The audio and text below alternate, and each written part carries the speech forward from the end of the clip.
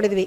ಬಹಳಷ್ಟು ನಾಚಿಕೆ. ಒಂದು ರಾಜಕೀಯ ಪಕ್ಷದ ಒಬ್ಬ ಕಾರ್ಯಕರ್ತೆಯಾಗಿ ನಾನು ಕೂಡ ತಲೆ ತಗ್ಗಿಸ್ತಕ್ಕಂಥ, ನಾನು ಕೂಡ ಅಂತ ಯಾಕೆ ಸಂಬೋಧಿಸ್ತಿದ್ದೀನಿ ಅಂದರೆ, ಒಬ್ಬ ರಾಜಕೀಯ ಧುರೀಣ ಆಗಿರ್ಬೋದು, ಕಾರ್ಯಕರ್ತ ಆಗಿರ್ಬೋದು, ಧುರೀಣರ ಮಕ್ಕಳು ಯಾವ ರೀತಿ ಇರಬೇಕು, ಅವರ ವ್ಯಾಪ್ತಿ ಏನು, ಅವ್ರದ್ದೊಂದು ಬೌಂಡ್ರೀಸನ್ನು ಹಾಕ್ಕೊಳ್ಬೇಕು, ಎಷ್ಟು ಅಗತ್ಯ ಅನ್ನೋದನ್ನು ಇದರಿಂದ ನಾನು ಮನಗಂಡಿದ್ದೇನೆ.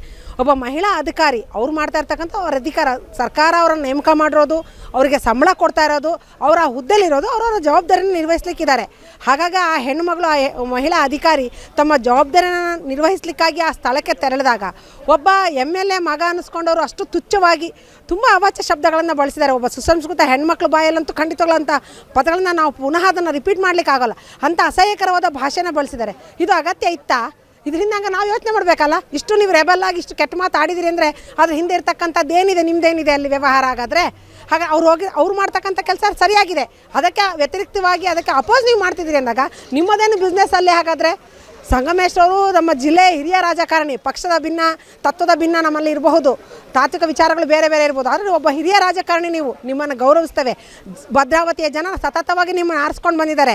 ಸಂಗಮೇಶ್ರವರು ತಮ್ಮ ತಂದೆಯ ಸ್ಥಾನಕ್ಕೂ ನ್ಯಾಯವನ್ನು ಕೊಡಬೇಕು ಅಂತ ಕೇಳ್ಕೊಳ್ತೇವೆ. ತಮ್ಮ ಮಕ್ಕಳನ್ನು ತಿಡ್ತಕ್ಕಂಥ ಜವಾಬ್ದಾರಿ ಒಬ್ಬ ತಂದೆ ತಾಯಿಗಿರ್ತದೆ. ನೀವು ರಾಜಕಾರಣಿ, ನೀವು MLA, ನೀವು ಮತ್ತೊಂದು ಸೆಕೆಂಡ್ರಿ, ನೀವು ಒಬ್ಬ ತಂದೆ ಅಂತ ಮಗ ಒಬ್ಬ ಮಹಿಳಾ ಅಧಿಕಾರಿಯ ಬಗ್ಗೆ ಅಷ್ಟು ನೀಚವಾಗಿ ಅಷ್ಟು ಅವಾಚ್ಯ ಶಬ್ದಗಳನ್ನು ಬಳಸ್ತಾ ಇದ್ದಾರೆ ಅಂದರೆ ನಿಮ್ಮ ಬಗ್ಗೆ ನೀವು ಬೆಳೆಸ್ತಿರತಕ್ಕಂಥ ರೀತಿ ಬಗ್ಗೆ ಕೂಡ ತುಂಬ ಹಗುರವಾಗಿ ನಾವು ಮಾತನಾಡಬೇಕಾಗತ್ತೆ. ದಯಮಾಡಿ ಸಂಗಮೇಶ್ವರು ತಮ್ಮ ಜವಾಬ್ದಾರಿನ ಅರ್ಥ ಮಾಡಿಕೊಂಡು ತನ್ನ ಮಗನಿಗೆ ಏನದನ್ನು ಬಿಟ್ಬಿಟ್ಟಿದ್ದೀರಿ, ಆ ಮಗನಿಗೆ ಖಂಡಿತವಾಗ್ಲೂ ತಿಳಿ ಹೇಳಬೇಕು. ನೀವು ಮುಂದಿನ ರಾಜಕಾರಣ, ನಿಮ್ಮ ಭವಿಷ್ಯ, ನಾನು ತುಂಬ ಸಣ್ಣವ್ರು ನಿಮ್ಮ ಮುಂದೆ, ನಿಮ್ಮ ಭವಿಷ್ಯವನ್ನು ಮಂದಲಿಟ್ಕೊಂಡು ನಿಮ್ಮ ಮಗನ ಭವಿಷ್ಯ ಇದೆ ಅಂತ ಅಂದ್ಕೊಂಡಿದ್ದೀರಾ ಸ್ವಾಮಿ ನೀವು? ಖಂಡಿತವಾಗ್ಲೂ ಯಾರ ಬಗ್ಗೆ ಆಗಲಿ, ಇವತ್ತು ನಾವು ಒಬ್ಬ ಸಣ್ಣ ಎಂಥ ವೃತ್ತಿಯಲ್ಲಿ ಅತಿ ಕೀಳಾಗಿ ವೃತ್ತಿಯಲ್ಲಿ ಇರ್ತಕ್ಕಂಥ, ಯಾವ ವೃತ್ತಿಲೂ ಮೇಲೂ ಕೀಳು ಇಲ್ಲ, ಅವರವರ ದುಡಿಮೆ ಅವ್ರು ಮಾಡ್ತಾರೆ, ಅಂಥವ್ರನ್ನೂ ಕೂಡ ತುಂಬ ಮರ್ಯಾದೆಯಿಂದ ತುಂಬ ಸಂಬೋಧನೆ ಮಾಡ್ತಕ್ಕಂಥ ರೀತಿ ನೀತಿ ಇರುತ್ತೆ. ಅದು ನಮ್ಮ ಸಂಸ್ಕಾರವನ್ನು ತೋರಿಸುತ್ತೆ. ನಿಮ್ಮ ಮಗ ಒಬ್ಬ ಕ್ಲಾಸ್ 1 ಆಫೀಸರ್ಗೆ ಮಹಿಳೆಗಂತ ಅವಾಚ್ಯ ಶಬ್ದಗಳನ್ನು ಬಳಸೋವಂಥ ಅಗತ್ಯ ಇದು. ಹಿಂದಿನ ರೀತಿಯನ್ನು ಖಂಡಿತವಾಗ್ಲೂ ಇಲಾಖೆ ಕೂಡ ಗಮನಿಸಬೇಕು. ಈಗ ಅದನ್ನೇ SP ಅವ್ರ ಹತ್ರ ಕೂಡ ಮಾತನಾಡಿದ್ದೇವೆ ನಾವು, ಇದು ಸುಮೋಟೋ ಬರೋದಿಲ್ಲ ಅಂತ ಹೇಳಿದ್ದಾರೆ. ಆದರೂ ಆ ಹೆಣ್ಮಗಳು ಕೂಡ ಅತ್ಯಂತ ಧೈರ್ಯವಾಗಿ ಹೊರಗೆ ಬರಬೇಕು. ನಾನು ಒಬ್ಬ ರಾಜಕೀಯ ಪಕ್ಷ ಅಂತ ಮೊದಲೇ ಹೇಳಿದ್ದೇನೆ, ನನ್ನ ಪಕ್ಷದ ಯಾರ ಕಾರ್ಯಕರ್ತಿ ತಪ್ಪು ಮಾಡಿದಾಗಲೂ ನಾವು ಇಷ್ಟೇ ದಾಷ್ಟಿಕವಾಗಿ ಹೇಳ್ತಾ ಇದ್ವಿ. ಹಾಗಾಗಿ ಮಹಿಳಾ ಅಧಿಕಾರಿಗಳು ಖಂಡಿತವಾಗ್ಲೂ ಹೆದರಬಾರ್ದು. ಯಾಕಂದ್ರೆ ನೀವು ಸರ್ಕಾರಿ ಹುದ್ದೆಲಿದ್ದೀರಿ, ಇವತ್ತು ಈ ಸರ್ಕಾರ ಇರುತ್ತೆ, ನಾಳೆ ಇನ್ನೊಂದು ಬರುತ್ತೆ, ನಾಡಿದ್ದು ಮತ್ತೊಂದು ಬರುತ್ತೆ. ಆದರೆ ನಿಮ್ಮ ಅಧಿಕಾರ 60 ವರ್ಷದ ತನಕ ನಿಮ್ದು ಏನಿದೆ ನಿಮ್ಗೆ ನಡೆಯುತ್ತೆ. ಧೈರ್ಯವಾಗಿರಿ. ಯಾವ MLA ಆಗಿರ್ಬೋದು, MP ಆಗಿರ್ಬೋದು, ಯಾವ ಮಿನಿಸ್ಟ್ರ್ ಮಕ್ಕಳು ಅಥವಾ ಅವರು ನಿಮ್ಮನ್ನು ತೊಂದರೆ ಆದರೆ ಖಂಡಿತವಾಗ್ಲೂ ಬನ್ನಿ, ಇಲಾಖೆ ನಿಮ್ಮೊಂದಿಗೆ ಇರುತ್ತೆ, ಸರ್ಕಾರ ನಿಮ್ಮೊಂದಿಗೆ ಇಲ್ಲದೆ ಇರ್ಬೋದು.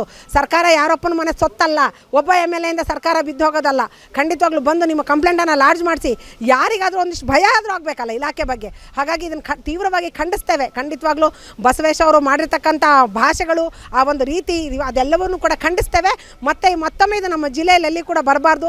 ಮಹಿಳಾ ಅಧಿಕಾರಿಗಳಿಗೆ ಒಟ್ಟಾರೆಯಾಗಿ ಅವರು ಕೆಲಸ ಮಾಡೋಕ್ಕೆ ಅವರಿಗೆ ಸ್ವಾತಂತ್ರ್ಯ ಸಿಗಬೇಕು ಅಂತ ಈ ಮೂಲಕ. ನೆನ್ನೆ ದಿನ ಮರಳುಗಾರಿಕೆಯನ್ನು ಹಿಡಿಲಿಕ್ಕೆ ಅಂತ ಹೋದಾಗ ಮಹಿಳಾ ಅಧಿಕಾರಿ ಮೇಲೆ ಏನು ಅವರು ಬಸವೇಶ್ವರವರು ಅಶ್ಲೀಲವಾಗಿ ಮಾತನಾಡಿದರು, ಅಷ್ಟು ಕೆಟ್ಟದಾಗಿ ಮಾತಾಡಿದ್ರು. ನಿಜವಾಗ್ಲೂ ನಾವು ಮಹಿಳೆಯರಾಗಿ ಖಂಡಿಸ್ತೇವೆ.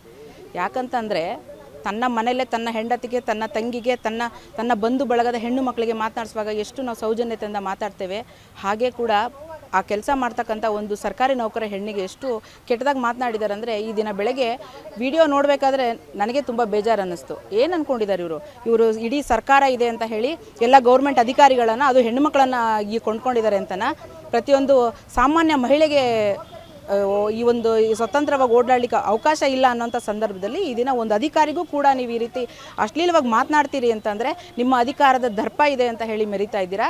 ಆದರೆ ಮಕ್ಕಳ ಕಲ್ಯಾಣ ಇಲಾಖೆಯ ಅವರು ಲಕ್ಷ್ಮೀ ಹೆಬ್ಬಾಳ್ಕರ್ ಅವರು ಏನಿದ್ದಾರೆ ಅವ್ರ ವಿಚಾರದಲ್ಲಿ ತುಂಬ ದುಃಖ ಬಂತು ಅವರಿಗೆ. CT ರವಿ ಅವರು ಮಾತಾಡಿದರು ಅಂತ ಎಷ್ಟು ರೀತಿಯಲ್ಲಿ ಮಾತನಾಡಿದರು ಅವರು.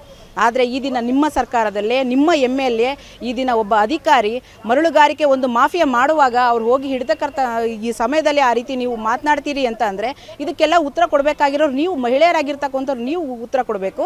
ಮಹಿಳೆಯರಿಗೆ ಒಂದಿಷ್ಟು ಸ್ವಾವಲಂಬಿಯಾಗಿ ಬೆಳೀಲಿಕ್ಕೆ ಅವಕಾಶ ಕೊಡಬೇಕು ಅಂತಂದರೆ ನಿಮಗೆ ಏನಾದರೂ ಒಂದು ಅರ್ಹತೆ ಅಂತ ಇದ್ದರೆ, ಆ ಅಧಿಕಾರಕ್ಕೆ ಒಂದು ನ್ಯಾಯ ಕೊಡಿಸ್ಬೇಕು ಅಂತಿದ್ರೆ ನೀವು ಈ ದಿನವೇ ಒಂದು ಪ್ರೆಸ್ ಮೀಟನ್ನು ಮಾಡಿ ಅದಕ್ಕೊಂದು ನ್ಯಾಯನ ದೊರಕಿಸ್ಕೊಡ್ಬೇಕು.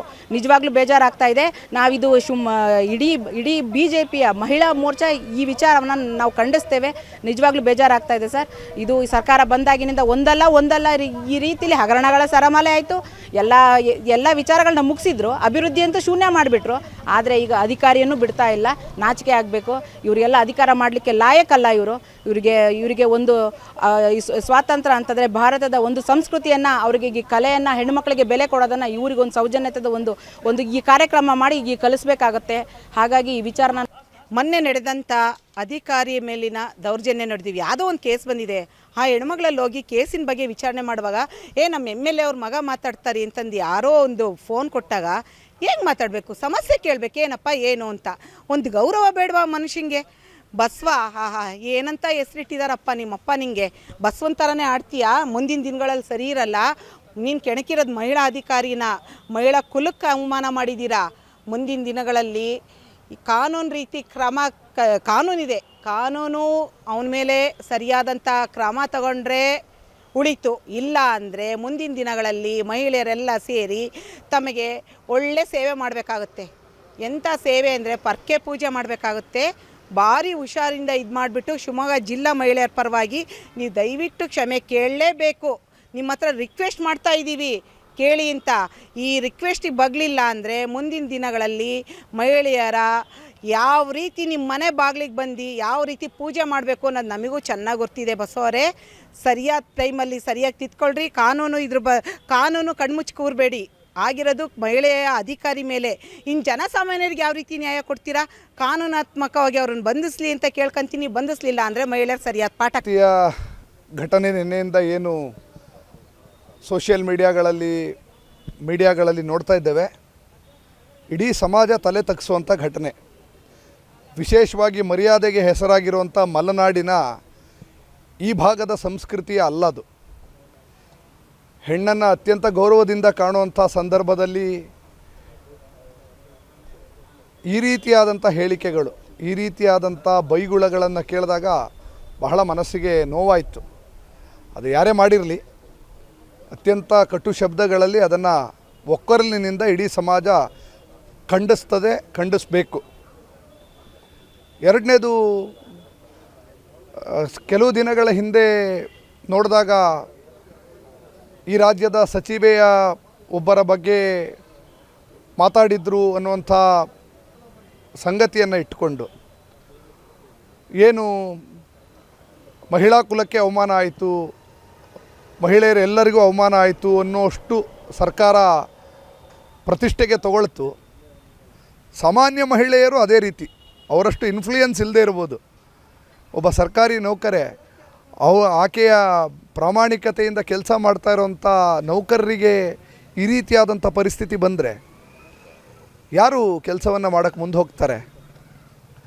ಸರ್ಕಾರ ಹೇಗೆ ಅವರ ಸಚಿವೆಯ ಬಗ್ಗೆ ಮಾತಾಡಿದ್ರು ಅನ್ನೋದನ್ನು ಪ್ರೆಸ್ಟೀಜಾಗಿ ತಗೊಳ್ತು, ತಕ್ಷಣ ಆ್ಯಕ್ಟ್ ಮಾಡುವಂಥ ಕೆಲಸವನ್ನು ಮಾಡ್ತು. ಈ ವಿಷಯದಲ್ಲೂ ಆ ರೀತಿಯಾಗಿ ಮಾಡಿದರೆ ಜನಸಾಮಾನ್ಯರಿಗೆ ನಂಬಿಕೆ ಬರುತ್ತೆ, ಹೌದು ಸರ್ಕಾರ ನಮ್ಮದು ಅಂತ ಹೇಳಿ. ಆಗ ನಿಜವಾಗಿ ಮಹಿಳೆಯರ ಬಗ್ಗೆ ಏನು ಕಾಂಗ್ರೆಸ್ ಮಾತಾಡ್ತಾ ಇದೆ ಗೌರವ ಇದೆ ಅಂತ ಹೇಳಿ ಭಾವಿಸ್ಬೋದು.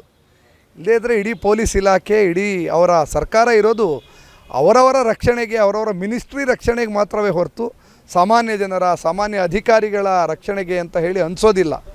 ಈ ಸಂದರ್ಭದಲ್ಲಿ ಸರ್ಕಾರವನ್ನು ಆಗ್ರಹ ಮಾಡ್ತೇನೆ, ತಕ್ಷಣ ಯಾರ ಮೇಲೆ ಆರೋಪ ಬಂದಿದೆ ಆ ಶಾಸಕರನ್ನು ತಮ್ಮ ಪಕ್ಷದಿಂದ ಉಚ್ಚಾಟನೆ ಮಾಡಿ, ಶಾಸಕರ ಸ್ಥಾನಕ್ಕೆ ರಾಜೀನಾಮೆ ಕೊಡಲಿಕ್ಕೆ ತಾಕೀತು ಮಾಡಿ.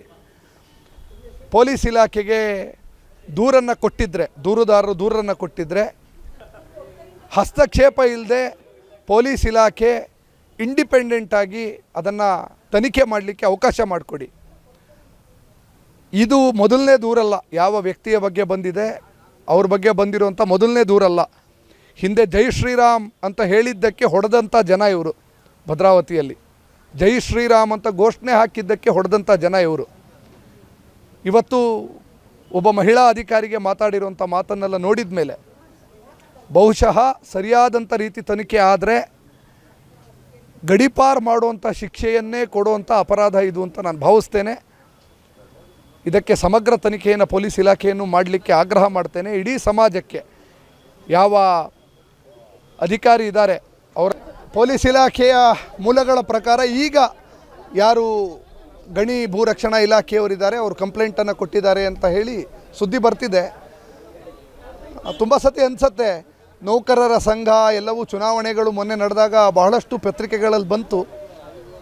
ಈ ಸಂದರ್ಭದಲ್ಲಿ ನೌಕರರೆಲ್ಲ ಒಟ್ಟಾಗಿ ಆ ಹೆಣ್ಣು ಮಗಳಿಗೆ ಧೈರ್ಯವನ್ನು ತುಂಬುವಂಥ ಕೆಲಸವನ್ನು ಮಾಡಿದರೆ ಇನ್ನಷ್ಟು ಒಳ್ಳೆಯ ಕೆಲಸ ಆಗ್ಬೋದು ಅಂತ ಹೇಳಿ ನಂಗೆ ಅನಿಸುತ್ತೆ. ನೌಕರರ ಸಂಘದಲ್ಲೂ ಕೂಡ ನಾನು ಮನವಿಯನ್ನು ಮಾಡ್ತೇನೆ, ಅವ್ರ ಜೊತೆಯಲ್ಲಿ ಗಟ್ಟಿಯಾಗಿ ನಿಲ್ಲಬೇಕು ತಾವುಗಳು ಅಂತ ಹೇಳಿ ಮನವಿಯನ್ನು ಮಾಡ್ತೇನೆ. ವಿಶ್ವಾಸ ಇದೆ ಪೊಲೀಸ್ ಇಲಾಖೆ ಇಂಡಿಪೆಂಡೆಂಟಾಗಿ ಹ್ಯಾಂಡ್ಲ್ ಮಾಡಲಿಕ್ಕೆ ಕೊಟ್ಟರೆ ಪೊಲೀಸ್ ಇಲಾಖೆ ಯಾರಾದರೂ ಕೂಡ ಹೆಡೆಮುರಿ ಕಟ್ತಾರೆ ಅನ್ನೋಂಥ ವಿಶ್ವಾಸ ಇದೆ.